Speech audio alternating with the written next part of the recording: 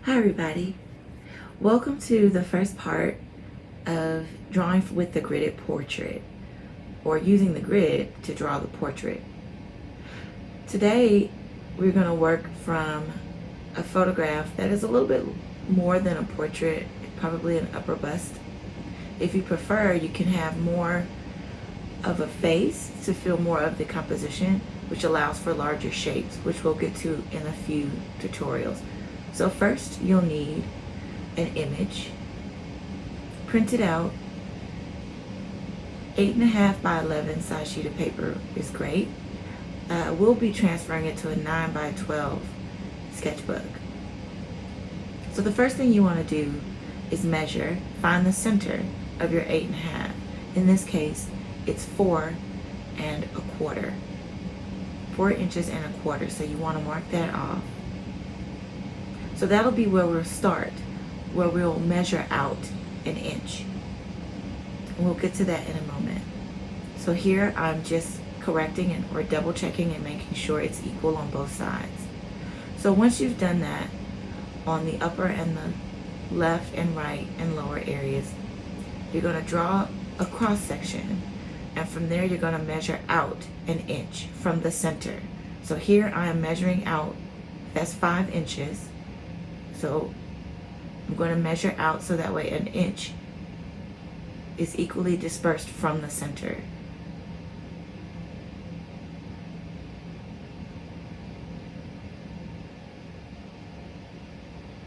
Now I am drawing the grid lines.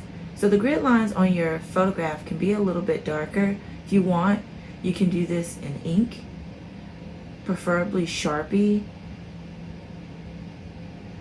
And this is a standard laser print. You could take your image into Photoshop and reduce the amount of shapes using the posterization filter if you're familiar with that. It's an easier way to see the value. So now I'm marking off my grid just so I can make sure that I'm able to identify certain areas of the grid when I'm starting my drawing.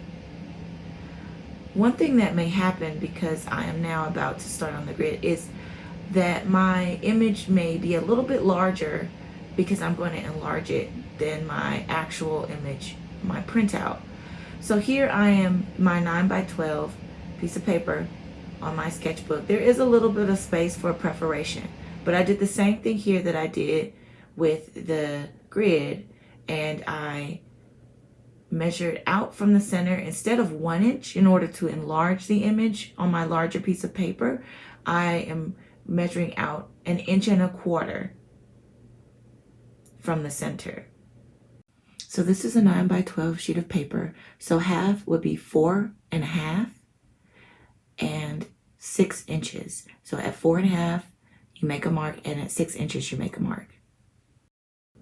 So starting out from the center, 1.25 inches, 1.25 inches.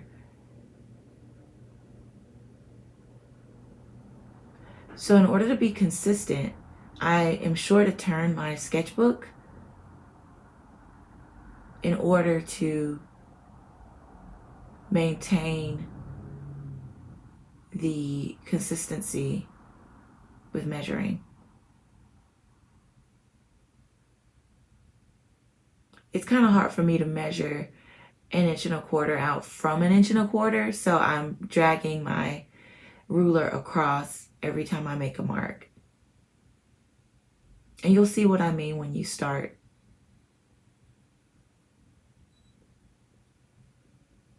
So now I'm drawing the grid lines. So on this one, this is where you would want to draw the grid lines very lightly. Why? Because the grid lines should not be there when we're done with this drawing. We would want to be able to draw these lightly so that at some point they can disappear and be erased. So now I'm marking off the center of the composition, and I'm locating the center of the composition on my drawing, on my photograph.